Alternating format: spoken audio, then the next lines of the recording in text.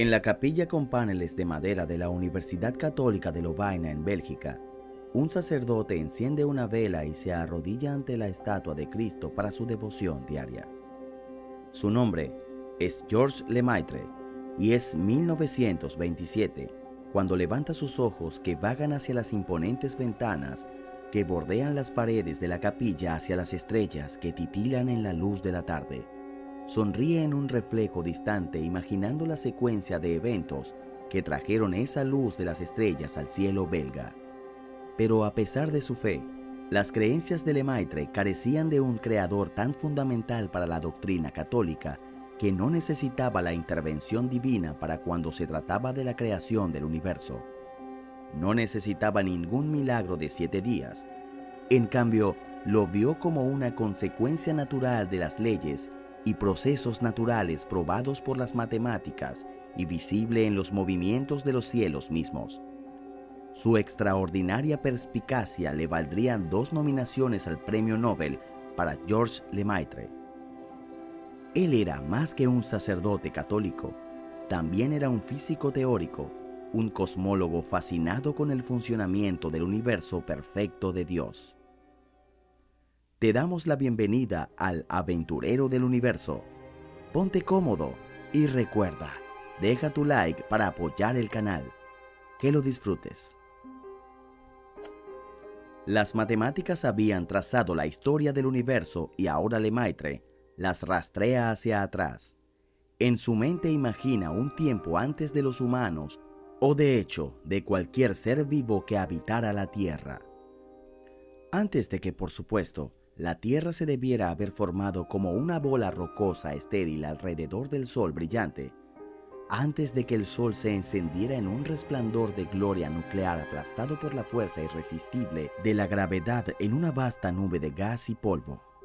Ese gas y polvo fue una consecuencia de muchas generaciones de estrellas que vivieron y murieron antes de que nuestros propios elementos de fusión se encendieran y explotaran en magníficas supernovas que esparcía sus productos de desecho elemental por todo el cosmos. Si el espacio se está expandiendo ahora, entonces habría un punto en este oscuro cosmos gaseoso. Antes de la primera estrella, cuando toda la materia del universo se comprimió en un espacio mucho más pequeño, los átomos se empaquetaron tan apretadamente que incluso los fotones no pudieron pasar, e inclusive no habían fuentes de luz. Pero no importa, el universo es completamente opaco. Cuando hablamos del universo invertido, esto nos dice que se contrae y aplasta aún más los átomos mismos. Se trituran primero en partículas subatómicas y luego en energía pura. En este pequeño universo denso, aquí solo hay radiación. Incluso la imaginación de Lemaitre comienza a titubear. El universo puede volverse aún más pequeño, incluso más caliente, pero ¿qué sucede entonces? Lemaitre empuja lo incontestable de su contenido mental en haber captado 13.000 millones de años o más de la historia de la cosmología e imperturbable por los misterios contenidos en la primera fracción de segundo. Pero la teoría del Big Bang, de la cual Lemaitre fue, sin saberlo, el primer verdadero proponente que ha sido objeto de debate, investigación y especulación durante casi 100 años. ¿Cómo comenzó el universo? ¿Cuál fue el desencadenante de su increíble expansión? ¿Y si nuestros simples cerebros de materia pudieran siquiera comprender la verdad real? Antes de que los estudios del cosmos se hayan centrado en gran medida en nuestro propio lugar dentro de él, así como en las observaciones para determinar su posición y extensión. Siger de Brabant, filósofo del siglo XIII, fue el único que aventuró la afirmación de que el universo era eterno sin principio. Sus puntos de vista heréticos indignaron a los teólogos de la época y le valieron la condena del Papa en 1277. Se rumorea que fue asesinado con una pluma, símbolo del daño que habían hecho sus ideas. Desde entonces ningún erudito había contemplado cambiar la historia o un comienzo de ella. Y así los cálculos de Lemaitre sacudieron el mundo cosmológico, pero no fueron aceptados por todos. La idea era que el universo comenzó su vida hace un tiempo finito en una gran explosión única, y que la expansión actual es una reliquia de la violencia de esta explosión. Esta idea del Big Bang me pareció insatisfactorio incluso antes de que un examen detallado mostrara que conduce a serias dificultades. Un respetado pero controvertido astrónomo, Fred Hoyle, criticó la historia del universo en expansión de Lemaitre e incluso acuñó el término de Big Bang como un insulto por la implicación de un universo en expansión. En algún momento debe haber comenzado a expandirse y en algún momento el universo mismo debe haber comenzado. Fred Hoyle declaró con confianza que era pseudociencia, lo que era un poco diferente de tratar de justificar la existencia de un creador. La única razón por la que dijo que nos atrajo tanto esta novela de la teoría del Big Bang fue porque las enseñanzas del libro del Génesis están muy arraigadas en nuestra psique colectiva. Sin embargo, Lemaitre estaba bastante feliz de mantener separadas la física y la religión.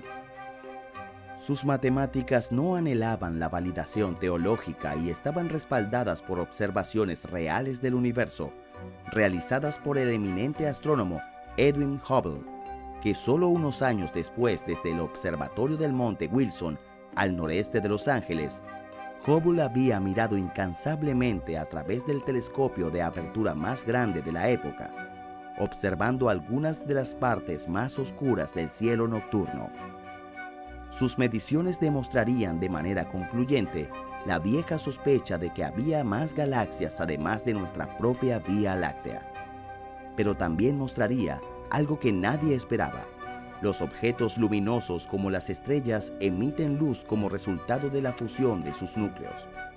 El color y las características de esa luz depende de la temperatura y la composición de la estrella, pero también depende del movimiento de la estrella, al igual que un vehículo de emergencia va sonando con una sirena. Sonará diferente cuando se acerque o se aleje de nosotros, por lo que también la luz de la estrella se alterará cuando se acerque o se aleje.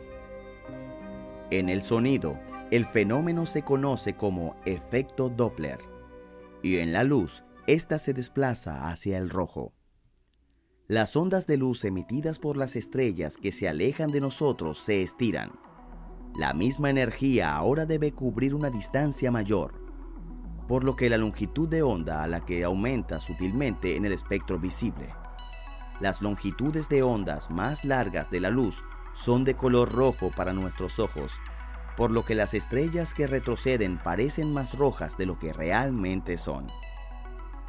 Fue extraño saber que Hubble vio que las galaxias más distantes y que retrocedían mucho más rápido que las cercanas, y esto solamente podría ser posible si todo el espacio se estuviera expandiendo. Las observaciones fueron una reivindicación sorprendente de las matemáticas de Lemaitre y del concepto de un diminuto comienzo para nuestro universo. En 1964, los investigadores del Bell Labs en Holmesdale, Nueva Jersey, estaban usando una antena gigante para sintonizar ondas de radio que rebotaban en algunos de los satélites. El trabajo exigía una precisión sin precedentes y los científicos se esforzaron mucho en las longitudes para eliminar todas las posibles fuentes externas de interferencia. Pero a pesar de sus mejores esfuerzos, sus resultados estuvieron plagados de un ruido persistente que no pudieron eliminar. Al principio, pensaron que podría haber sido el resultado de las palomas que se posaban en el refugio de la enorme antena y sus excrementos perturbaban la señal, o tal vez podría haber sido una interferencia de la bulliciosa ciudad de Nueva York de la década de 1960.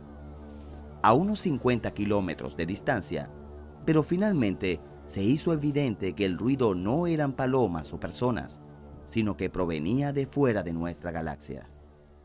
Esto era una propiedad del universo que ahora conocemos como radiación cósmica de fondo de microondas. Esta radiación es un remanente de una época en que el universo era muy pequeño y muy caliente, como lo predijeron los cálculos de Lemaitre.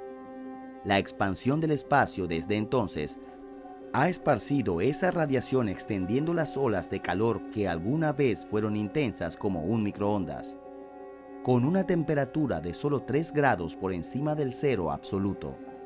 Estas cicatrices de radiación se quemaron en el tejido del espacio.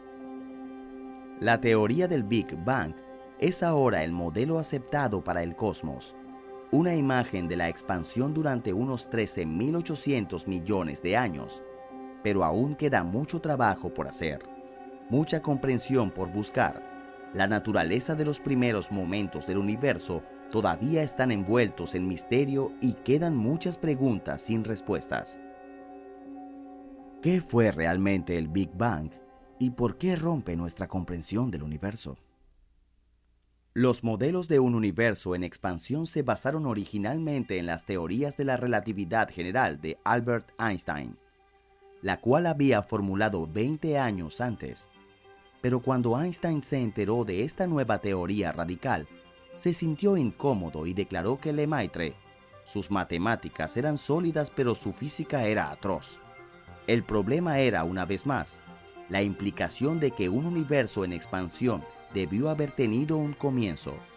Pero aquí no eran los argumentos teológicos los que ponían en duda, sino el hecho de que la física de la época no tenía explicación para cómo podría suceder tal cosa o incluso cómo se veía.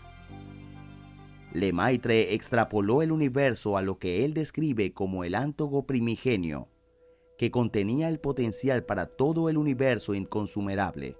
Podemos rastrear el comienzo del tiempo y el espacio hasta este único punto. Pero en cuanto a cómo se veía o cómo funcionaba, incluso ahora, los físicos no están seguros cuándo todo el material del universo se comprime en un espacio cada vez más pequeño. Las leyes de la física dictan que la densidad aumentará y también lo hará la temperatura.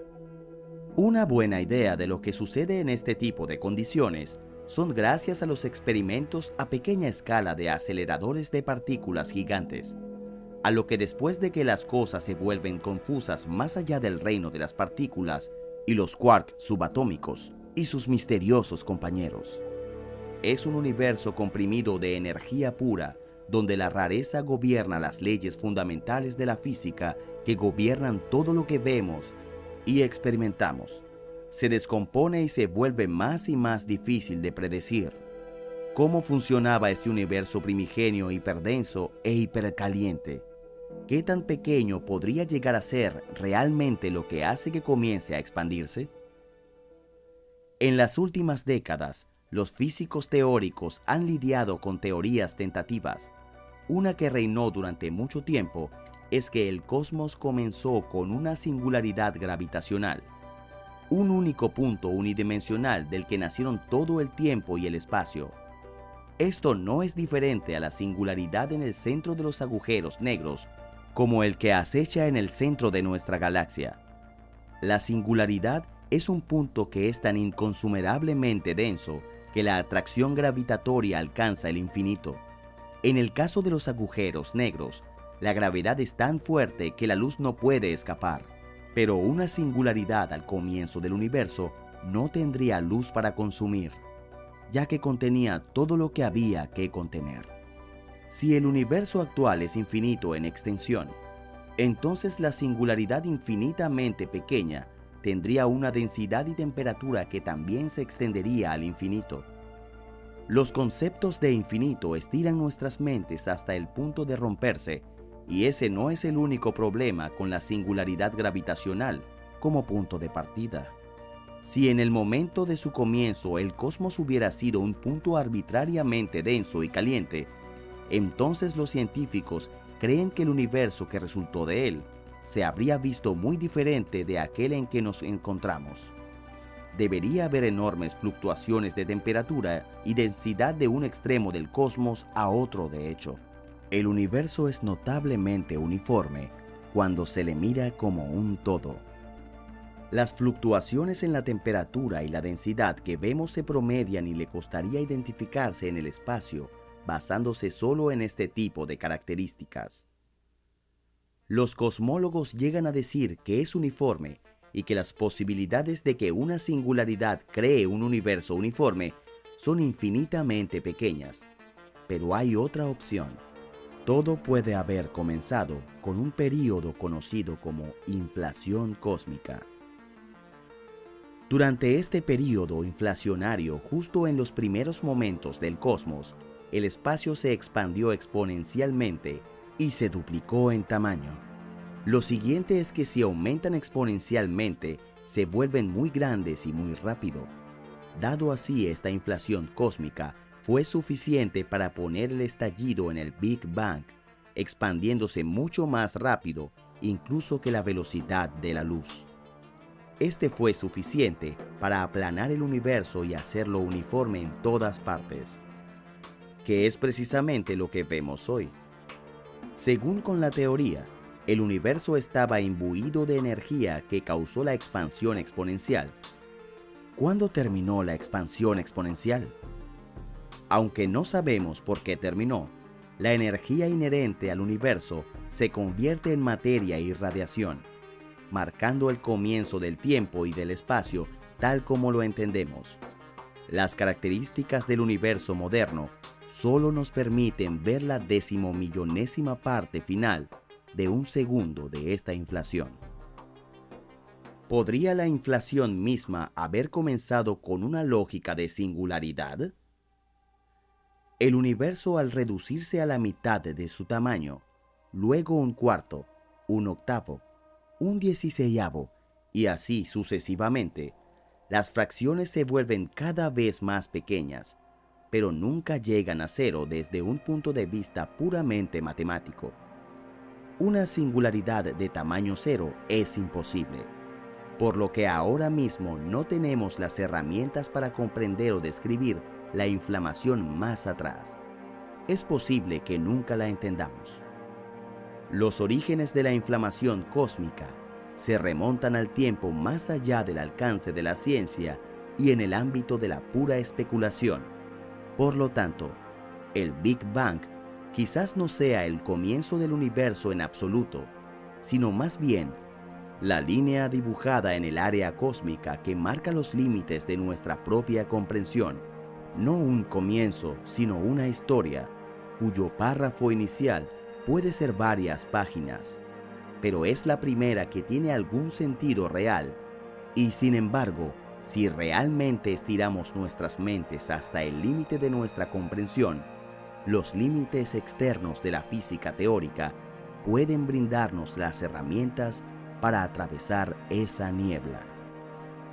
Has estado viendo toda la historia del universo, así que no olvides darle me gusta y suscribirte.